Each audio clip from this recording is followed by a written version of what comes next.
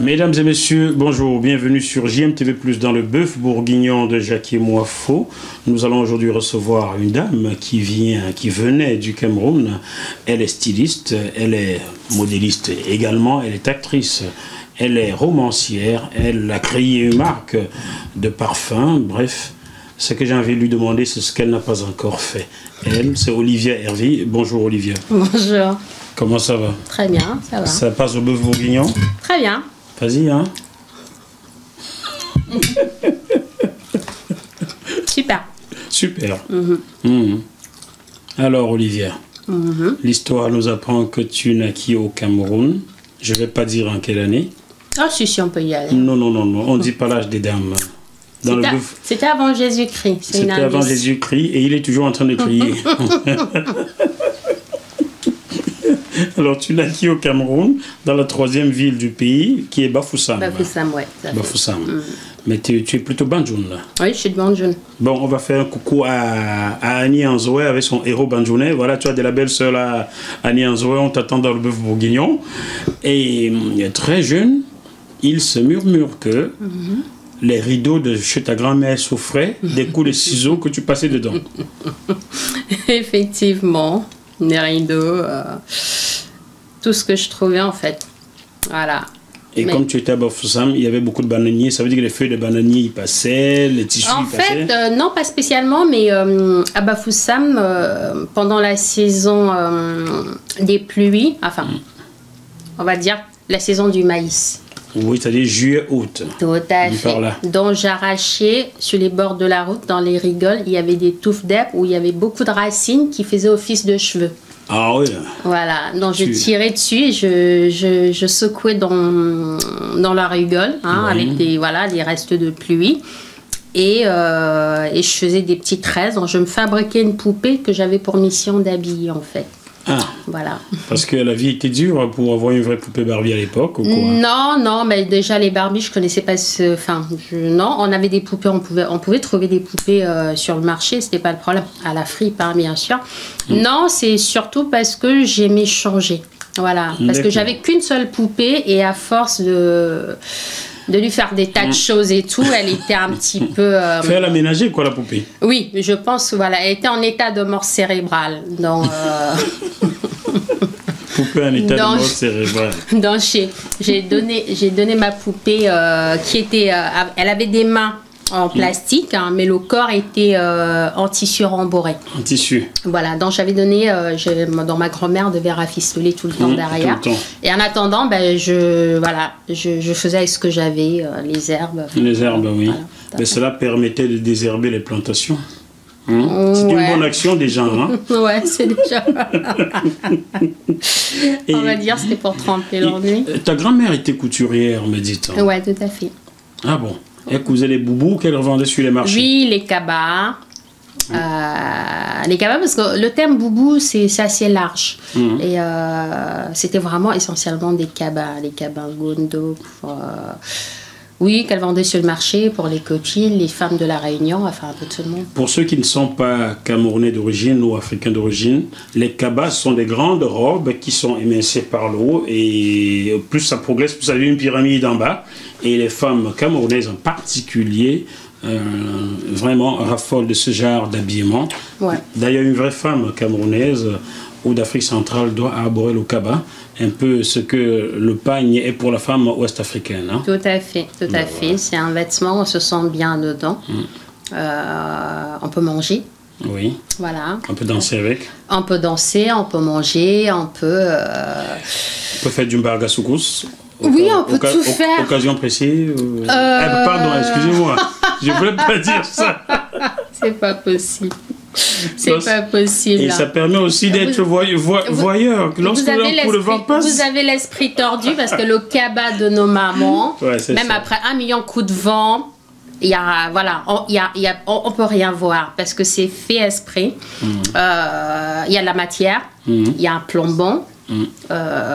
Oui, c'est grand, mais ça se soulève pas. Bon, chers téléspectateurs du Bœuf Bourguignon, sachez que j'ai souvent vu les choses. Non, ça c'est pour lorsque le vent passe au bord. Non, je suis désolée. Ça, alors, ne confondons pas le cabas de nos mamans et le cabas des jeunes filles. C'est plutôt mini.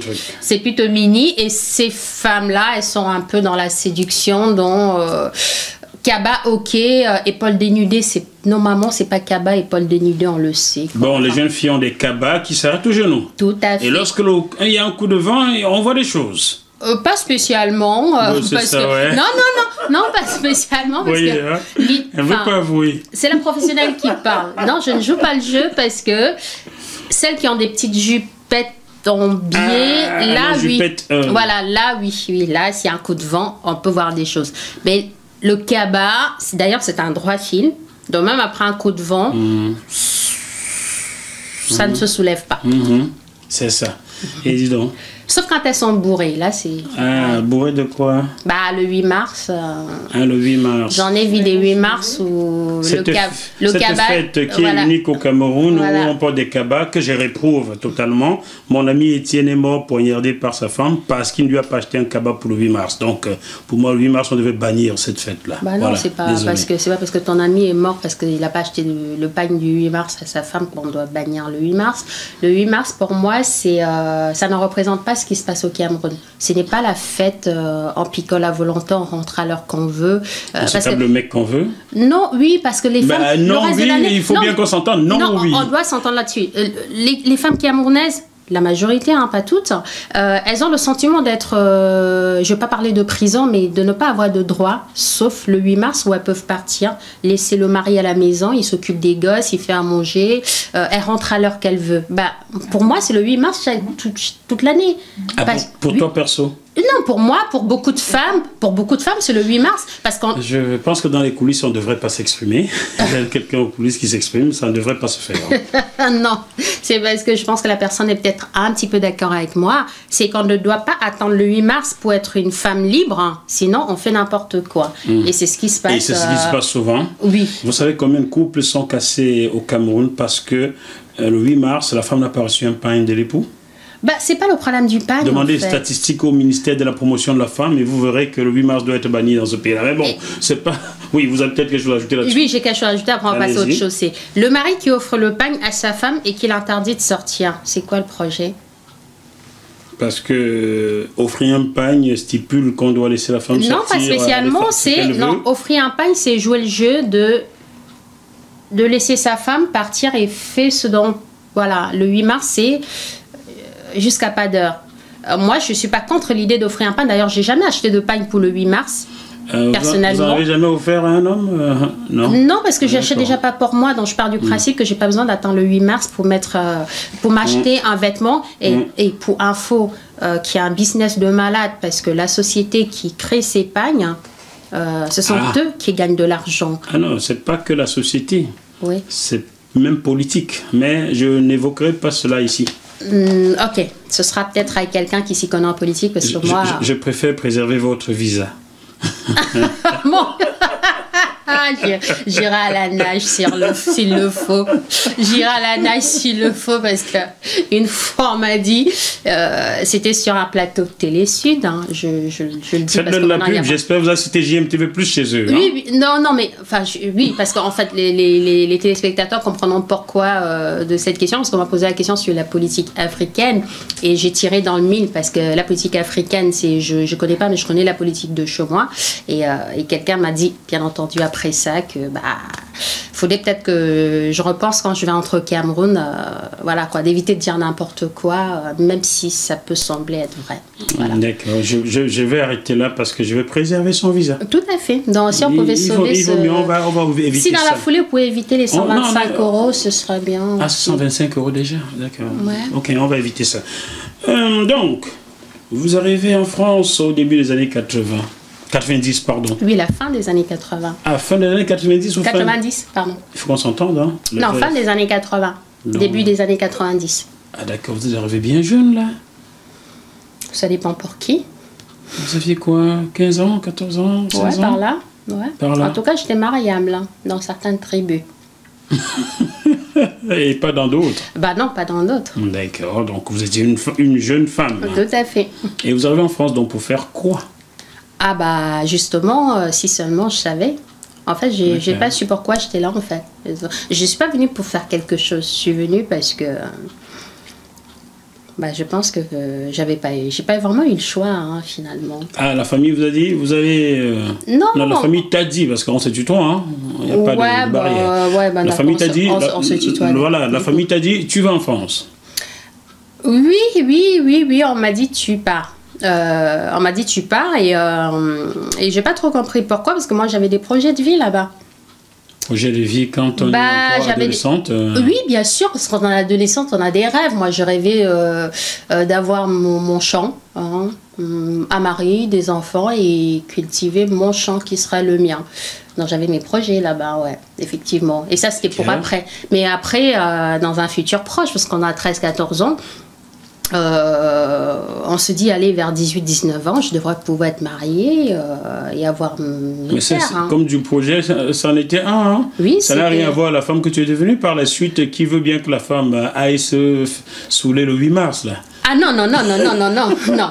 Je n'ai absolument pas, je ne dis pas que la femme devrait se saouler le 8 mars. Je dis simplement que la femme devrait pouvoir avoir le droit tout le reste de l'année, de pouvoir sortir quand elle en a envie. Ne pas attendre le 8 mars pour se donner la permission de pouvoir participer à des beuveries pas possibles. On ne devrait pas, puisque si le reste de l'année, on a le droit, après le boulot, de se dire, allez, on va prendre un verre avec des copines et ne pas rentrer trop tard. Je pense que le 8 mars, on n'a pas spécialement envie de sortir puisqu'on pourrait le faire le 9 et le 10. Emmanuel Macron, vous voulez pas la nommer quelque part là? C'est elle qu'il vous faut faire comprendre aux femmes en Afrique qu'elles ne doivent pas faire beaucoup d'enfants, elles doivent aller s'amuser. Parce que si une femme après son boulot va prendre des pots, je ne suis pas certain que monsieur soit capable de s'occuper de ses enfants tout seul. Mais bon, allez, c'était pour Emmanuel Macron ça. Non. Monsieur Mafou, oui. Vous êtes français? On va laisser ça à ceux qui... Bon, vous êtes camerounais? Je sais pas non plus. Bon, vous êtes un homme, hein? Je suis un homme, ça c'est sûr. Voilà, vous voulez essayer? Non.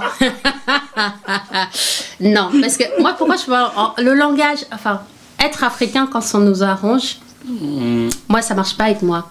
D'accord. Un homme peut être un homme en étant un bon père. Oui. D'accord. En étant un bon cuistot. En étant un bon cuistot, la preuve. Hein? Ah bah oui, c'est moi qui fais la cuisine. C'est monsieur qui cuisine et il est en train de m'expliquer qu'un homme ne peut pas s'occuper de ses enfants et il nous fait un bœuf bourguignon. J'ai dit tout seul. Bah tout seul, il n'a pas besoin de 10 bras. Si cet enfant-là, on demande, même dans la société occidentale, on demande à une femme d'allaiter son enfant le plus longtemps possible. Alors si elle va prendre des pots alors que l'enfant qui a 6 mois, 7 mois doit encore être allaité, je ne sais pas comment tout est une question d'organisation, tout est une question de timing, tout est faisable quand c'est faisable. Il ne doit pas y avoir d'interdit. Je ne dis pas qu'une femme doit tous les soirs aller prendre un verre avec des copines. Une fois de temps en temps, il n'y a pas mort d'homme. Non, bien sûr que non. Un homme qui rentre le soir, qui pose, je sais pas, qui se met, qui s'occupe des enfants pour une fois. Hein, c'est pas... Je veux dire, vous savez, il n'y a pas de diplôme de super maman. Il devrait y en avoir. Il y a des femmes qui travaillent, qui rentrent, qui doivent faire des devoirs, faire à manger, lire la petite histoire, mettre tout le monde au lit et trouver le temps de se servir un petit chardonnay et avoir un tête-à-tête encore une deuxième pub pour quelque chose. C'est pas possible. Mon chèque sera signé à la fin de cette émission. D'accord. Bon, Olivier Hervé, vous me prêchez ça, je vous fais peut-être bavarder. Ouais. Si vous permettez, je vous dise une seule phrase de ma vie privée. Oui. J'ai une fille qui est grande et je l'ai élevée seule lorsque j'ai été veuf, d'accord? Donc voilà, c'est pas à moi que vous allez prêcher cela. Donc si vous avez élevé un enfant tout seul, on est 7 milliards sur la planète, dont à peu près 3 milliards d'hommes, dont je pense qu'on a 3 milliards de super papas. Potentiel super papa. Très bien. Alors, lorsque vous arrivez en France, lorsque tu arrives en France, tes ciseaux te téléphonent. Et nous sommes là. Est-ce que tu veux bien nous reprendre? Et tu te jettes dans le stylisme, comme petite main. Oui, comme petite main et encore. Sur le moment, non, j'ai pas. Je me pose même pas la question de savoir si je vais tout de suite faire ça. Déjà, il faudrait que je me remette un petit peu. Voilà. j'ai eu envie d'essayer autre chose. Mais c'était plus fort que moi. J'avais vraiment envie de revenir à mes premières amours dans les vêtements. Et ne connaissant pas les matières premières, la possibilité qu'on a ici d'avoir 1 million de choix de matières, je connaissais juste ce fameux tissu en coton qu'on connaît tous, hein, les fameux wax. Wax, je ne sais pas si c'est une marque ou un style. Oui, parce que... C'est plutôt une marque wax. Voilà, Sicam, tout à fait. Justement, je pensais à ça et tout. 4e marque citée. Alors, on va y tu arriver. connaissais ce simple tissu que tu utilisais. Voilà, justement. Et je commence à regarder les gens dans la rue et je me rends compte qu'il y a beaucoup trop de tissus, beaucoup trop de choses. Et je me suis souvenue, en fait, quand on avait les catalogues de la Redoute, encore une autre marque, je précise. Et quand on allait au marché acheter des coupons, excusez-moi, mais c'était des draps. Des draps fleuris. D'accord. Voilà, c'était pas vraiment... Et on allait chez eux, chez un tailleur, n'importe lequel, on voulait des ensembles qu'on voyait dans la Redoute. Donc pour moi, j'avais vraiment l'image de la mode, c'était ça. Et je me suis rendu compte qu'en France, en fait, au fil des saisons, ça changeait pas mal. Oui. Et j'ai eu envie de tout recommencer à zéro, en fait. Donc, as-tu fait une école en ce moment-là? Non, parce que j'essaie de m'inscrire chez S-Mode, mais ça a été rapide. Ils n'ont pas voulu de moi. Pourquoi? Parce que je n'étais pas douée, quoi. Tu n'étais pas douée et tu as persévéré. Oui, non, mais je suis allée direct en atelier comme petite main, mais c'est vrai qu'en passant par une école de mode, ça aurait été beaucoup plus facile, j'aurais moins galéré. Sauf que, un peu comme partout, il faut avoir un minimum, quoi. Voilà, il faut avoir un minimum et ce minimum, je ne l'avais pas. Voilà. Alors, au finish, tu as galéré, tu as été petite main. Et en 2006, il y a de cela 11 ans environ, tu lances ta première lingerie. Première lingerie, non, pas tout à fait, mais une première collection. Collection, voilà. Oui, parce que si je savais faire la lingerie, je pense que ça aurait été super, parce que j'aime bien, mais malheureusement, c'est pas le cas. La première collection, oui, je lance en 2006 et... C'était quel type de vêtements? Plutôt haute couture. Haute couture? Enfin, couture, pas haute couture, couture. Couture. Ouais, couture. Ouais. Alors, j'ai lu quelque part que tu as savamment dosé les modèles africains et les modèles occidentaux. On les retrouvait dans ta marque. Oui, on ne retrouvait pas spécialement l'esprit africain, si ce n'est dans 2-3 imprimés, parce que j'avais créé cet imprimé girafe, c'était mon petit clin d'œil à l'Afrique. J'avais préparé des planches. J'avais proposé à la Maison Rosier, qui est basée sur Lyon. C'est une soierie qui imprime aussi sur une base de soie blanche. Vous imprime ce que vous voulez. Donc j'avais fait un croquis de girafe. On avait fait les essais d'abord sur du coton polyester avant d'essayer sur de la soie. Et j'avais fait une petite collection avec des girafes. C'était là le côté africain en fait. Le côté africain, on pourrait imaginer que c'est le fameux wax, parce qu'on pense toujours, quand on pense Afrique, on pense wax, on pense calebasse, on pense raffia, on pense ce genre de choses. J'ai jamais travaillé ça effectivement parce que malheureusement je dirais pas que j'avais pas une clientèle pour. Il y a 11 ans, à part le Niger qui s'est glissé dans les semaines de la haute couture, on se souvient en 98, 99. C'était à l'époque Alfadi? Non, le Niger dans les collections c'était Givenchy. Givenchy? Givenchy, oui, tout à fait. Si vous remontez les collections Givenchy de 98-99, il y avait sur les podiums des imprimés qui viennent du Niger. Je sais pas avec... je sais pas si vous voyez. Mais bon, on le dit pas très souvent. Donc, Voilà, donc ça a été le premier. Après, il y a eu Jean-Paul Gaultier avec le fameux sac Tati que tout le monde connaît sur Louis Vuitton. Et il n'y a pas si longtemps, McCartney avec le fameux Kaba. Il y a toujours eu des imprimés africains dans des collections, mais c'est toujours par petites touches, quoi. Voilà. Et ça n'a rien à voir avec le fameux wax, à part la saison dernière, enfin cette saison, McCartney qui a fait le vrai Kaba à 850 € pièce quand même. Voilà. J'espère qu'il a reversé les droits d'auteur aux femmes de Douala du Cameroun. Non, pas du tout, parce que c'est la propriété de personne, malheureusement. C'est pas parce qu'on n'a pas déposé les cabas appartiennent aux Douala du Cameroun, quand même. Oui, mais ça a été déposé nulle part. Donc légalement, ils ont le droit de faire du cabas sans rien reverser. Qu'est-ce que le ministère de la Culture au Cameroun attend Et autre chose, le ministère de la Culture ne peut absolument rien faire. Qu'est-ce qu'il veut faire? Non, parce qu'on ne peut rien faire, parce que la mode, c'est un éternel recommencement. Le mec qui a inventé le jean, par exemple, il sera milliardaire aujourd'hui. Sauf que ce n'est pas possible. Tout le monde peut faire du jean. D'accord? Tout le monde peut faire du jean. Saint-Laurent a inventé le fameux smoking pour femmes. Aujourd'hui, dans pratiquement toutes les maisons du monde, on a un smoking pour femmes. C'est comme ça. Donc voilà le cabas des femmes, de Douala des femmes, savoir qui est devenu Donc, la chose de quelqu'un d'autre. Quand vous achetez un vêtement et que vous regardez l'étiquette de composition et c'est écrit modèle déposé, excusez-moi, c'est du bluff. Ah bon? Oui, parce qu'aucun modèle ne peut être déposé. Pourquoi? Parce que c'est possible d'aller déposer un modèle. Il faudrait qu'il y ait 7 points de comparaison qui soient totalement différents avec ce qui a déjà été fait avant vous. C'est impossible de prouver que vous êtes le créateur proprement dit. Je veux dire, une robe comme ça, oui, on le crée parce qu'il y a l'imprimé, parce que voilà, il y a plein de choses qui font que... Mais après, quand vous regardez chez les... Je vais en citer 3-4 pour éviter de monopoliser la pub sur une personne. Quand vous allez chez Mango, chez Zara, chez H&M, chez C&A, entre autres, vous retrouvez la plupart du temps les mêmes influences. Ces influences viennent quoi? Du cahier des tendances. Les cahiers des tendances sont créés par des bureaux de style 2 saisons avant la tendance. Et tout le monde reprend. Quand vous voyez le fameux sac Stella McCartney, avec la chaîne, vous avez vu pratiquement les nanas avec un sac avec la chaîne sur pratiquement tout le contour. Oui. Voilà, vous en avez vu partout. Stella McCartney, elle a créé ce sac et a eu certes de la contrefaçon. On ne peut pas dire que ce soit la contrefaçon parce que c'est pas écrit Stella McCartney dessus. Donc ça reste de l'inspiration. Et personne ne peut revendiquer le monopole d'une robe ou d'un vêtement dans le fameux cabas. Je suis désolée, ça tombe dans le domaine public à partir du moment où il est sur le marché. Et c'est comme ça. Les mamans Douala ne disent jamais que je n'aime pas les Camerounaises. Je voulais vous récupérer un peu d'argent via les droits d'auteur, mais c'est mort là.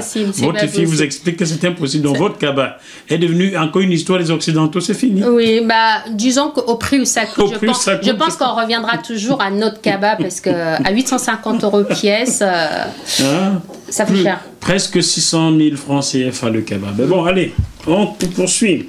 Alors... ensuite, tu es invité à faire un défilé à Cannes, la même année 2006 d'abord. Oui, tout à fait, ouais. Avec ta collection. Oui. L'année qui suit 2007, rebelote. Il y a encore une collection printemps, l'été 2007 que tu présentes, toujours dans cette région de la France. Oui, tout à fait. Alors, comment faisais-tu pour obtenir les autorisations, les invitations et consorts? En fait, comment je faisais, tout simplement comme beaucoup, j'avais une attachée de presse et son boulot, c'était de faire ce que je ne pouvais pas faire. D'accord. Donc, elle était payée pour envoyer un dossier de presse aux journalistes mode, contacter les personnes. Moi, je donne une liste, par exemple, de people que j'aimerais voir au premier rang de mon défilé. Entre autres, la fameuse, elle n'est plus là aujourd'hui, je parle de Katusha, parce que je tenais absolument... son âme, Katusha. C'est quelqu'un qui m'a énormément apporté à un moment, j'ai douté de moi. Donc je tenais absolument qu'elle soit là. Vincent McDoom, parce qu'à l'époque... Comment va-t-elle, Vincent? Non, plutôt Thiel. D'accord. Je ne sais pas quoi dire. Désolé, Vincent. Non, mais on pourrait dire monsieur et dame, c'est pareil.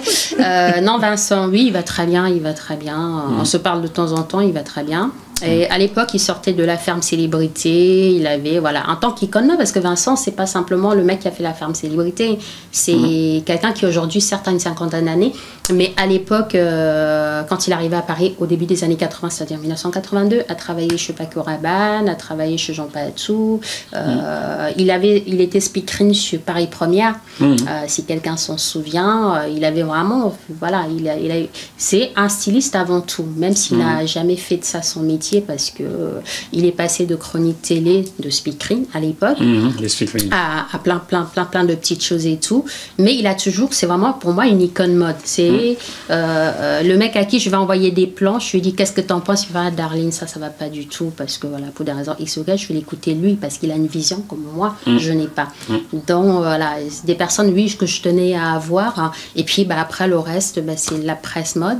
Alors les autorisations, non, pas forcément. C'est pas compliqué à partir du moment où on prépare un dossier complet et on envoie bien sûr le Cannes Shopping Festival. C'est des semaines où on a pratiquement toutes les marques. Hein. On a Chopard qui présente des bijoux. On a, si on regarde un peu les designers de la semaine, puisque c'est une semaine de la mode, où on a essentiellement comme Nathalie Garçon, comme Christophe Guillarmet, Gabbana, entre autres, pour ne citer que ces marques-là, où il y a un défilé tous les soirs pendant une semaine au Palais des Festivals.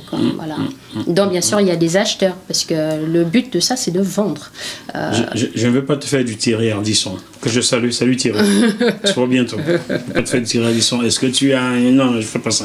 Bon. Non, tu peux y aller. Où là, au point où j'en suis. Pour ma défense... Bois un coup. Ma défense... À ta santé. Voilà, pour ma défense, je suis à mon deuxième verre, donc... Oh, ben, vous on mange, on boit, on parle. Vous comprendrez. Ah, il est bon ce vin. Hein. Il est pas mal. Ah, il est femelle. Bon, d'accord. Alors, 3 années plus tard, on va aller vite comme ça. Parce que on va accélérer. Parce que 3 années plus tard, tu crées Funning or Flower, something like that. Alors, Funning or Flower, c'est une collection... alors, comment dire? C'était pas un parfum? Non, le parfum, c'est un parfum éponyme, en fait. Éponyme? Ouais. Je suis dépassé. Pourquoi? Éponyme, as-tu bossé là-dessus avec quelqu'une d'origine béninoise? Non, pas du tout. Éponyme, c'est-à-dire ça porte mon nom. Il n'y a pas de... Parce que j'ai eu marque de parfum qui porte ce nom-là et j'ai fait un reportage là-dessus. Non, pas du tout, en fait. Olivia Hervy, c'est le nom du parfum et je m'appelle Olivia Hervy, d'où le fameux, la liaison éponyme. Dis donc, c'est pour mâle ça ou c'est pour femelle? Non, c'est pour femme, hein, dont un parfum qui s'appelle comme moi. Ouais, cher téléspectateur n'a pas prévu laisser un parfum au présentateur. Hein. Vous avez vu, hein? Tout, c'est pour les femmes, quoi. Non, vous inquiétez pas, le présentateur est forcément une femme ou une sœur, donc ça devrait pouvoir s'arranger. C'est ça. Alors, le parfum, non, tu le crées en quelle année? Je crée un parfum en 2008. Hein. Alors, 2008. Le parfum, je le crée en 2008, pas pour le marché français. Même si à la base, je caressais l'espoir d'être disponible sur le marché français. C'était donc pour quel marché? Le marché asiatique, puisqu'il est sur licence. Ah, d'accord. Voilà. Il est sur licence. Donc il est commercialisé par une entreprise. Dans quel pays on peut le trouver? Macao, Hong Kong, essentiellement en Asie. Donc, voilà. Est-ce que la petite entreprise connaît la crise? Moi, c'est surtout tous les 6 mois, c'est que je regarde ce qu'on me reverse et je vois si on est en crise ou pas. Et en ce moment alors?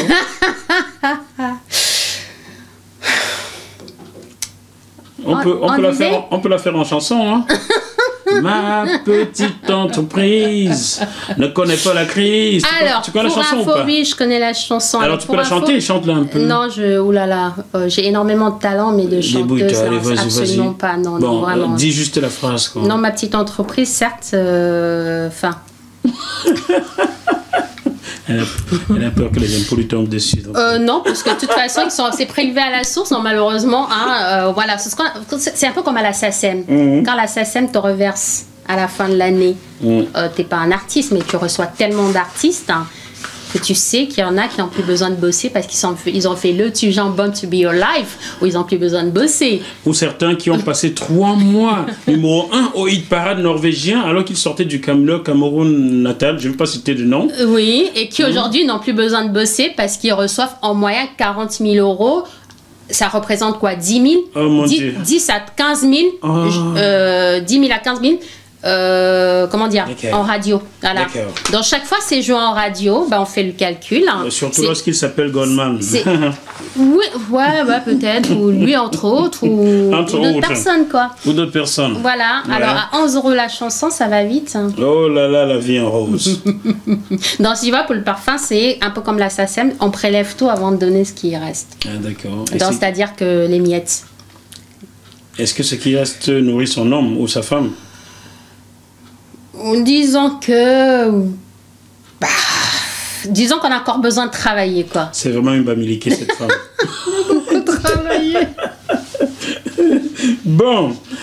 Alors, à côté de la femme styliste, femme d'affaires, on va maintenant... Non, créatrice de parfums, dont la petite entreprise ne connaît pas du tout la crise. Si, je suis responsable de ce que je dis. On va maintenant découvrir la romancière. Premier roman en 2013, intitulé Une chandelle dans le noir. Une chandelle dans le noir. C'est ça, chers téléspectateurs. C'est bien, hein? Bon. Qu'est-ce qui est écrit dans Une chandelle dans le noir? J'ai noté un petit truc. Une chandelle dans le noir. Une famille tranquille, une mère, un père dont l'enfant se fait violer par le voisin. Et c'est le début d'un drame. Une chandelle dans le noir. Là, je rigole moins pour le coup. Autant, j'ai eu un feedback de quelques lecteurs. Pour certains, j'ai été très touchée parce que beaucoup ont eu l'occasion, après avoir lu ce roman, de briser un silence, d'enfin parler. J'ai des femmes qui sont mariées, je ne citerai pas de nom, qui vivent en région parisienne, qui vivent en région parisienne, qui sont mariées et qui n'en ont jamais parlé. En Afrique, encore aujourd'hui, et même en Europe. Oui, mais moi je parle de l'Afrique, là pour le coup je parle du Cameroun. Parce que là, si je ne veux pas de tous les combats, c'est pas possible. Ça se passe partout dans le monde. Et des fois on a peur de parler, hein, parce qu'on a peur du jugement des autres, on a peur, le qu'en dira-t-on. L'actualité, c'est le viol des femmes. Donc voilà pourquoi ce livre m'a beaucoup plu. Dès que j'ai lu le résumé, je le voulais sur ce plateau car c'est dans l'actualité. Voilà quoi, donc il faut en parler et les coupables doivent être punis parce qu'un enfant de 13 ans, c'est un enfant. Et quand on a 13 ans, on n'est pas... On est un enfant. On ne peut pas être consentant, on est un enfant. Ah. Vous n'êtes donc pas d'accord avec les balbutiements de la justice française en ce moment? On se pose la question sur l'âge sexuel. Ah non, absolument pas, parce que moi j'ai des enfants, nom de Dieu, et pas simplement parce qu'aujourd'hui j'ai des enfants, parce que pendant longtemps je me suis posé la question si j'étais capable d'avoir des enfants et de les aimer. Ça c'est la question. Avoir des enfants, c'est bien, les aimer c'est encore mieux. Pour aimer son enfant, il faut déjà s'aimer soi-même. Et quand on vit avec le poids, avec des blessures, parce qu'on apprend à vivre avec, on n'oublie jamais. Et quand on a en face la société qui vous explique que vous êtes un petit peu coupable de ce qui vous arrive, on ne vous aide pas à aller mieux. Et vous passez votre vie à vous demander pourquoi vous n'avez pas pris une trottoir de gauche. Mais pourquoi? Cette petite Josepha qui se fait violer, je suppose que c'est au domicile familial. Non, ça se passe pas. Non, ça se passe pas au domicile familial en fait. Ça se passe dans un lieu insolite. Donc je n'ai pas spécialement envie d'en parler, mais si quelqu'un lit le roman, comprendra assez rapidement. C'est assez morbide hein, d'ailleurs. Et par le voisin qui est un père, le voisin qui l'a vu naître. C'est un monsieur, vous savez, en Afrique, on vit beaucoup en communauté, en fait. C'est pas comme ici où ton voisin, il peut crever là-haut, à part l'odeur, tu sauras jamais ce qui se passe parce que tu t'en fous de savoir si ton voisin va bien ou pas bien, voilà. En Afrique, on prend beaucoup de nouvelles, on va demander le sel, on va demander, voilà. On échange énormément et dès la naissance, on a l'habitude de voir papa Georges, papa machin, on appelle tout le monde papa parce que ce sont les papas, nos enfants, moi je parle jeune en tant que maman, mais en tant qu'enfant, les enfants des voisins sont nos frères, on va chez eux, ils viennent chez nous. Le papa d'à côté discute avec le papa le soir, ils parlent de leur truc de papa et la serviette bien enroulée le dimanche autour de la taille. Voilà, ça c'est l'image qu'on a de nos voisins parce qu'on cohabite. Voilà, on est dans une forme d'osmose. Et on n'a pas à se méfier, justement, on ne peut pas se méfier parce qu'il est tard. On ne se méfie pas de papa. Jusqu'à ce que...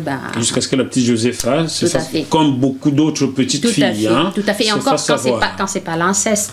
Parce que la plupart du temps, c'est l'oncle, c'est le cousin. Quand tu pars en vacances chez grand-mère et que tu trouves un cousin qui est en vacances aussi, parce que lui vit à Yaoundé, toi tu vis au village, peu importe, n'importe où, et que vous vous retrouvez tous chez grand-mère pour les vacances d'été, et que le cousin de Yaoundé, qui a 20-21 ans, qui n'a pas conscience qu'il est en train d'abuser d'une gamine de 10-11 ans, quoi. Voilà, ça se passe beaucoup.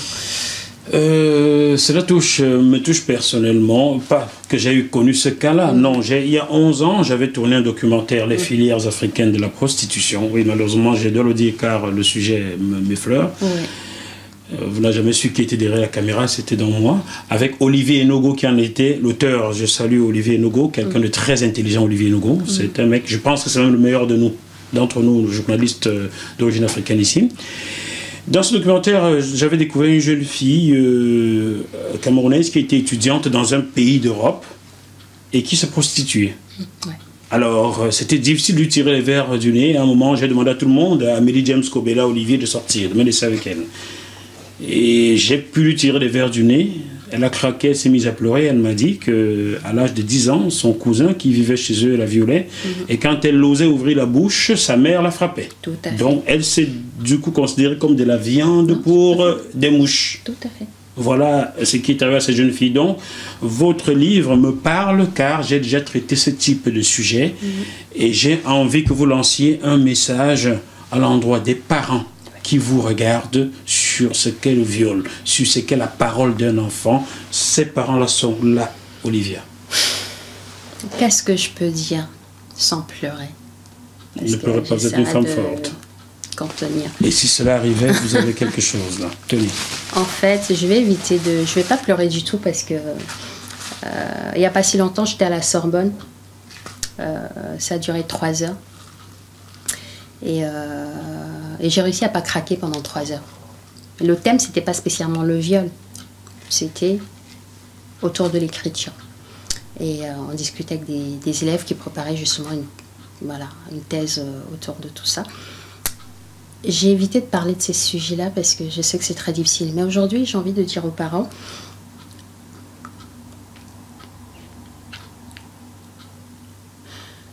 ne pas croire à son enfant.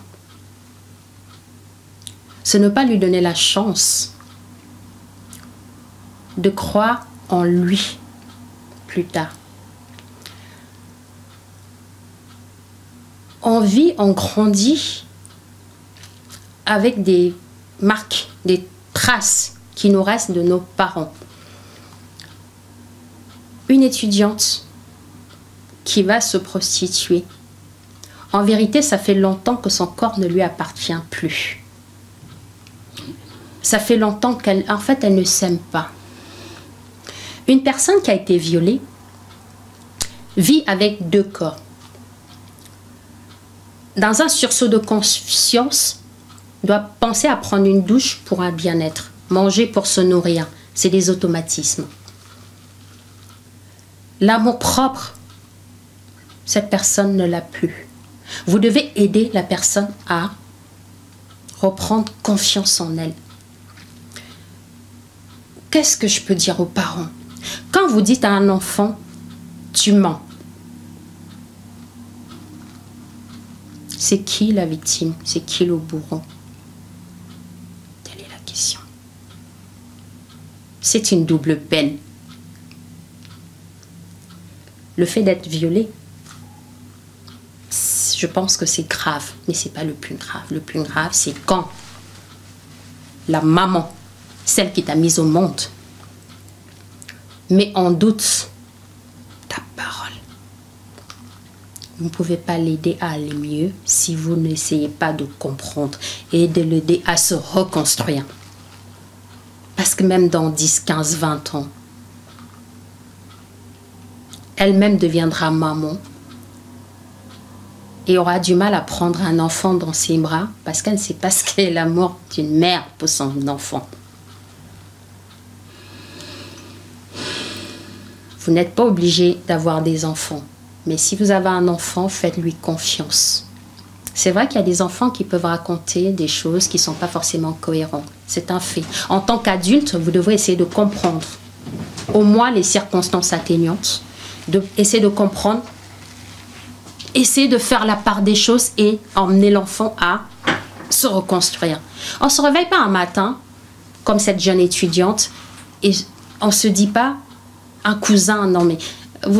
Enfin, je suis désolée de dire ça comme ça, je ne connais pas l'histoire de cette personne, je n'ai pas vu le reportage. Mais après Une chandelle dans le noir, j'ai reçu énormément de courriers. J'ai même inbox à une personne sur Facebook en disant « Supprime ce que tu viens d'écrire et appelle tes parents ». Parce qu'après 20 ans, elle a pensé que l'étaler sur Facebook en citant des noms, c'était une forme de thérapie. J'étais à 2 doigts de dire « Enfin ». Mais je me suis dit « Non, ne fais pas ça. Supprime rapidement et appelle tes parents ». Parce que c'est exactement la même chose.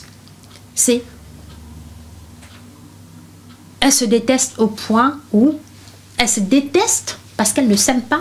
Donc, qu'elle couche avec Pierre, Paul, Jacques dans la même journée, en fait, en vérité, elle est dans une enveloppe corporelle qui n'est plus le sien. C'est-à-dire, elle intériorise la douleur. C'est de l'automutilation. Il faut vraiment se détester pour se laisser. En fait, je vais vous expliquer, on revit ce viol tous les jours. Et on en arrive à s'autodétruire. Et c'est exactement ce qui s'est passé avec cette jeune femme que je ne connais pas, dont je ne connais pas l'histoire, mais ça ressemble tellement à ce que j'ai déjà entendu. À des personnes qui m'ont écrit, qui m'ont dit « J'ai lu Une chandelle dans le noir ». En fait, je m'amusais à aller, c'est-à-dire à rencontrer un maximum d'hommes parce que je ne supporte pas ce corps. Hein, des clubs échangistes, des hommes par petite annonce. C'était même pas pour l'argent, c'était une façon de... Exorciser. Tout à fait. Et on fait exactement ce qu'il ne faut pas faire. On se met en danger. En fait, on se déteste tellement que, je sais pas comment expliquer, c'est comme quelqu'un qui se mutile en fait. Oui. Voilà, qui se taillade, ça dit qu'il se mutile toute la journée parce qu'il ne s'aime pas. Olivier Hervy. Donc tu réponds si tu le veux. Oui. Est-ce qu'Une chandelle dans le noir est une autobiographie? En partie, ouais. Je suis navré. En partie, ouais. Je suis vraiment navré. Oui, c'est parce que j'aurais pas fait un roman. S'il fallait raconter l'histoire, vraiment, c'était très dur. C'était très dur. J'avais besoin de sortir ça. Ça s'est fait. Et j'en ai fait un roman parce que quand on lit un petit peu, à un moment donné, le personnage voyage beaucoup. Elle a une histoire avec une femme, simplement parce qu'elle n'a jamais connu les hommes et parce que pour elle, l'homme, ça ne veut rien dire en fait. Le souvenir qu'elle a de l'homme, c'est sa souffrance. C'est sa souffrance, effectivement. Après, lors de ces nombreux voyages, il y a eu, pour ceux qui ont lu Une chandelle dans le noir, de toute façon, qui me connaissent un peu, voilà, ça parle un peu, c'est bizarre, c'est que partout où le personnage est passé, moi je suis passée. Mais les histoires qui sont dedans, au niveau de la narration, il y a une part de vérité et il y a énormément une partie qui est assez romancée. Sinon, ce serait pas drôle. Comment ça va plusieurs années après? Oh, mais ça va très bien. Ça va très bien. Comme je l'ai dit, on apprend à vivre avec. On n'oublie pas. Est-ce qu'il t'a un jour demandé pardon? Non, parce qu'il est mort. Et je suis allée pisser sur sa tombe. Tu as fait du bruit, viens quoi. Tu n'es pas allé cracher sur sa tombe et t'as pissé dessus? Non, j'ai fait pipi dessus. Et c'était censé me soulager, mais finalement, non. D'ailleurs, je me suis demandé pourquoi j'avais pas mangé le coquille la veille, parce que j'aurais pu avoir une chiasse. Ça aurait été mieux. En tout cas, voir la jeune femme que tu es devenue par la suite, tu t'es bien reconstruite, je te tire mon chapeau. Et merci pour le combat que tu mènes contre ces fléaux-là, qui accourent dans beaucoup de pays, mais surtout en Afrique où l'enfant n'a pas de parole. L'enfant n'a aucune parole, aucune légitimité. Et d'ailleurs, on doit la fermer parce que dans le roman, à un moment donné, la famille, tout le monde le sait, on n'en parle pas parce qu'elle est gâtée. J'emploie le terme gâtée. Et en parler, ce serait mettre la honte sur la famille. Ouais. En parler, ce serait s'attirer des ennuis. Donc, et puis elle ne sera même plus mariable parce qu'elle est gâtée. Donc, moins on en parle, mieux c'est. Parce que si on doit lui laisser une chance un jour d'être marié, il ne faut surtout pas qu'on en parle. Parce que qui va épouser une fille qui est gâtée? La vraie question, c'est gâtée? Le bourreau, il est juste à côté, lui, tout va bien. Chers téléspectateurs du Bœuf Bourguignon, je ne connaissais pas Olivia. Je ne l'avais jamais vue. Je n'avais jamais entendu parler de toi. Et quelqu'un autour de toi a insisté pour que je t'invite dans le Bœuf Bourguignon. Et je me disais, mais pourquoi? Si on pouvait avoir des noms, ce serait bien quand même. Je me disais, mais pourquoi? Pourquoi? Et je t'ai demandé de m'envoyer le résumé de tes romans. Tu as eu la gentillesse de me les envoyer, tes 3 romans, les résumés par email. Dès que j'ai lu le résumé de Une chandelle dans le noir, ouais. Je me suis dit, non seulement c'est l'actualité, mais de deux, il faut dénoncer. Il faut dénoncer ce qui s'y passe. Et ça collait avec ce documentaire, les filières africaines de la prostitution, que mon ami Olivier Nogo et Patrick Pazan avaient eu la gentillesse de me faire tourner en tant que journaliste reporter. Et je me suis dit, j'ai invité cette femme. J'espère qu'elle, par son récit, les parents comprendront à quel point les enfants souffrent dans les foyers en Afrique. Et je te remercie pour ton témoignage. Merci. 2 autres livres, n'est-ce pas? L'amant sans cœur. Ça doit être un farfelu qui t'a amené aussi. Ah non, ça c'est par contre, les gens ont tendance à croire que c'est une histoire vécue, non pas spécialement, non. Mais c'est bizarre, hein, parce que les gens ont du mal hein, quand je leur explique. Par contre, Ma vie sans elle, chronique d'une mort annoncée. Oui. Le héros étant un homme, bien sûr, évidemment. On va pas pinailler dessus. Bah non. Ça parle d'une histoire, pas vraiment.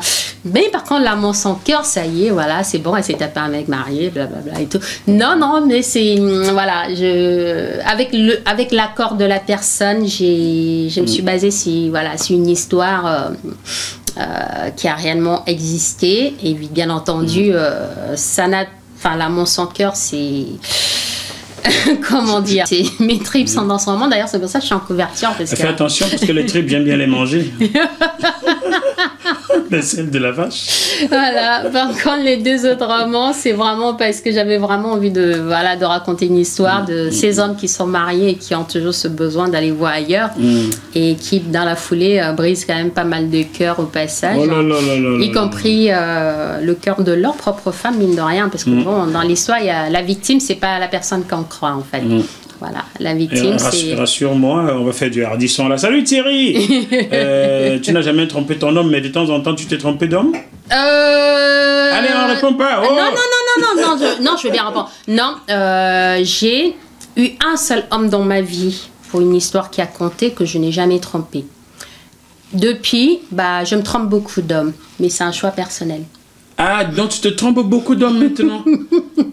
Ceux qui regardent le Bœuf Bourguignon, n'essayez pas, hein, vous n'aurez aucune chance. Voilà, tout à fait. Tout à fait. J'ai une seule histoire qui a compté et depuis, tu te trompes d'hommes. Je me trompe beaucoup d'hommes, ouais. Ah, c'est pas possible. Non, pas du tout, je veux dire, c'est un peu comme tout, quoi. Bon, allez. Voilà, un petit CDD de temps en temps, ça fait pas de mal. D'accord. Un petit CDD de temps en temps, ça fait pas de mal. Bon. Olivia, y a-t-il une question que tu aurais aimé que je te pose et j'ai pas tilté dessus car moi, le journaliste, je ne sais pas tout. Non, je pense qu'on a... Non, je pense qu'on a dit l'essentiel. Voilà. Donc, chers téléspectateurs du Bœuf Bourguignon, c'était Olivia Hervy, n'est-ce pas, créatrice de mode, de parfum, qu'est-ce que j'ai failli dire, de parfum, de vêtements, romancière. Et j'ai l'impression qu'elle a une autre casquette. En l'écoutant, on s'en rend compte, combattante contre les violences faites aux femmes, n'est-ce pas? Tout à fait. Tout à fait. Aux femmes, ouais. Aux jeunes femmes. Tu reviens quand tu veux, hein? Chers téléspectateurs du Bœuf Bourguignon de Jackie Moifo, j'espère que vous avez aimé ce programme. Même si vous avez pleuré, essuyez vos larmes, écoutez les enfants de temps en temps. Chers téléspectateurs du Bœuf Bourguignon de Jackie Moifo, j'espère que vous avez aimé ce programme, puisque c'est le cas. Dites-le aux autres, partagez, tweetez, envoyez partout, envoyez-nous vos questions, suggérez-nous vos invités, et nous ferons le plaisir de les contacter pour vous. On se retrouve la semaine prochaine sur ce même plateau, et d'ici là, malgré les souffrances, gardez quand même la banane, au moins jusque là. À bientôt, bye bye. Bye bye Olivia. Merci à vous.